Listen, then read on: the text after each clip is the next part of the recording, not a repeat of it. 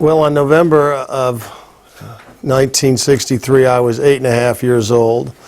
I remember staying up late on the Thursday night, the 21st, and looking with my brother's telescope down. We lived off of Indian Creek Drive, and we could see cars well. And I remember with my brother's telescope, we could see the presidential seal. And my dad said, "Get in the car. Come on, we're going to go see the motorcade go by."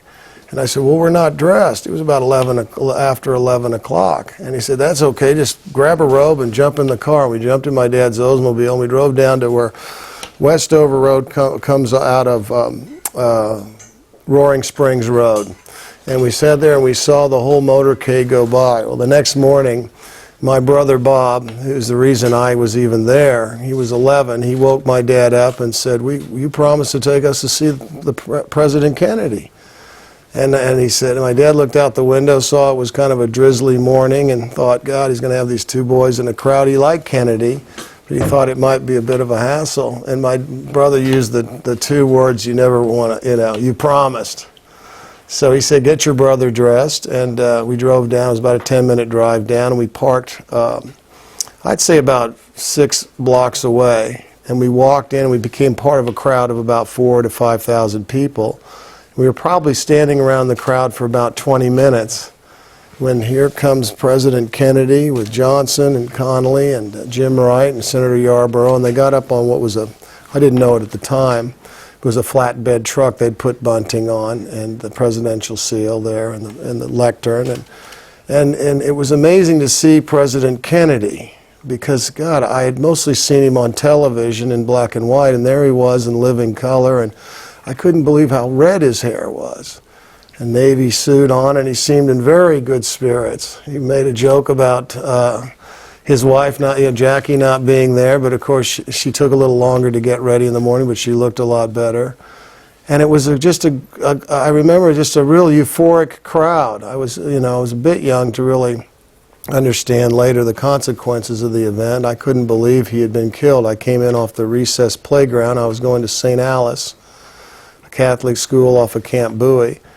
And I remember the nuns were all crying, and they told us to put our heads down on the desks, and the news came through on the radio that he had died.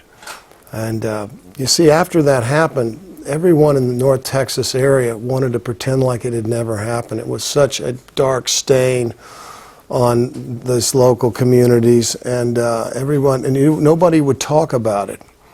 If you happened to go by Dealey Plaza and saw people walking around gawking, you could bet your last nickel they were not from North Texas. And I think this event tonight, in a way, is kind of long overdue. Not just to remember, but we forget what a great trip they had up until it all went wrong. Yeah, they were, Jackie, this was the first trip the First Lady had taken with him since they had lost their baby in the summer, and they were really, they'd had a great day before in San Antonio and Houston, and the crowds in Fort Worth, and even the crowds in Dallas for that matter. They were really kind of amazed, all the people that had come out to wish them well. So I think there's still a healing going on. I think it's been such a point of humiliation for the area.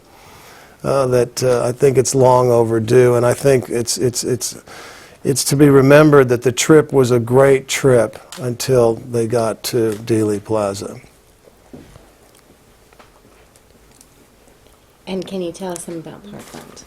Oh, Parkland is a movie that started out as a mini-series, an 8-hour mini-series that I was in Dallas at the film festival about 6 years ago. I had never been to the 6th floor museum. At that time, it was about 20 years old. And I decided to go over there. I was staying at the W Hotel, which is that west side of Dallas. It's kind of built up now.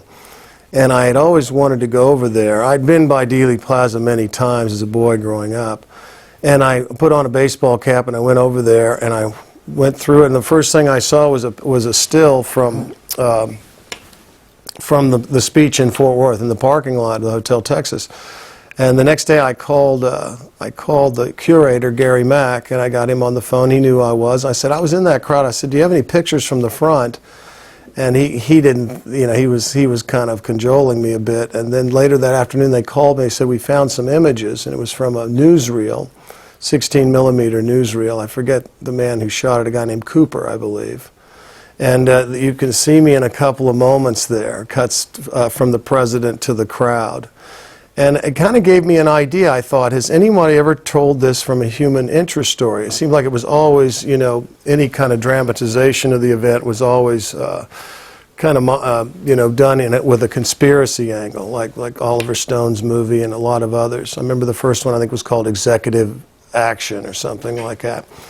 And I thought, has anybody ever told this story just from a human interest point of view? These people woke up that day. Nobody knew the world was about to change. This catastrophe was about to happen. And if you just follow, there's so much that's known about what happened. We thought it would be a great idea, so I found out that Vincent Bugliosi had a book, and Stephen Fagan at the Sixth Floor Museum told me that they had an advance copy of part of the book, which he lent me to read. The book was coming out in about 4 months. I guess this was 2007. And I read this thing, and I called up Tom Hanks's office. I said, I got to see Tom. I knew Tom from Apollo 13, and his company produced Big Love. And we've been friends since we did Apollo, and he was, I got a call from his assistant, said he's going to be at the ball game tonight at Dodger Stadium and wants you to come down and join him and tell him what this thing's all about. So I went down there and I sat in his box with him, and I told him, I said, your company has made kind of a reputation doing many long-form dramas of American history.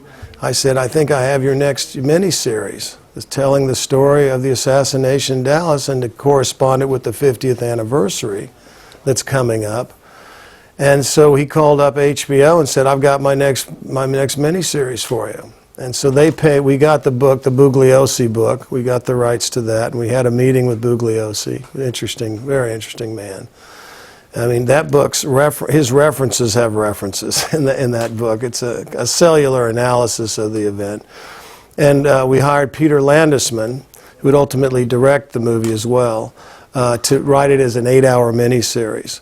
When HBO decided not to go forward with it, after several years of putting it together, we were all greatly disappointed. But Playtone was not able to be involved at that point, and that's when I I was not involved in the production of Parkland. So I came up with the idea and the inception of it, and I developed it as a miniseries, but I'm not involved with it as a movie. I'm a producer on it, but it's because I got it all going. But I wish it well. They've tried to compress a lot of story, but I think the stories that come across in it is Paul Giamatti as Abraham Zapruder. That's quite a poignant story. And Forrest Sorrells, who was the Dallas head of the Secret Service, played by Billy Bob Thornton. Marcy Gay Harden plays Nurse Nelson, who's the head nurse of the ER. Ron Livingston plays James Hosty. The poor guy was tracking Oswald, but he didn't have the file. It actually arrived from New Orleans that morning. And I tell you, the most poignant performance in the movie is given by an actor named James Badge Dale, who plays Robert Oswald, who had a jailhouse conversation with his brother, and 2 days later he was trying to find somebody to say some words over his body. No ministers would come and say words, so he finally found a retired minister to come out. And Hugh Ainsworth, who's here tonight, I got to know Hugh when we were researching the miniseries, and he told me he was one of the pallbearers. They didn't even have pallbearers, so they asked the newsman, would you help us, bury him here? But I always thought Robert Oswald's story was a poignant one. And he was a stand-up guy. He'd been a Marine. I think he was working for Acme Brick at the time in Denton, and I believe he's still alive. I've never been able to meet him, or had the pleasure. So you were 8, your brother was 11, and what your dad's name? My dad's name was John Paxton, and I grew up in Fort Worth because there was a family lumber business here. It started in Kansas City. It was called the Frank Paxton Lumber Company. They were wholesalers of hardwoods, and they were off of Bryan Avenue, not far from here, off of Berry. And it was set up here. It was out of Kansas City and a few other cities, but it started in Fort Worth in 1935 because my grandfather was sitting in his study in Kansas City right night reading the Saturday Evening Post, and he'd been considering putting a yard in Dallas, but he read a profile about a flamboyant Fort Worth man named Amon Carter. He decided he'd put the lumber yard in Fort Worth, and that's why I'm even here right now. It's so funny how you kind of go, God, it's so capricious how we all end up in this world.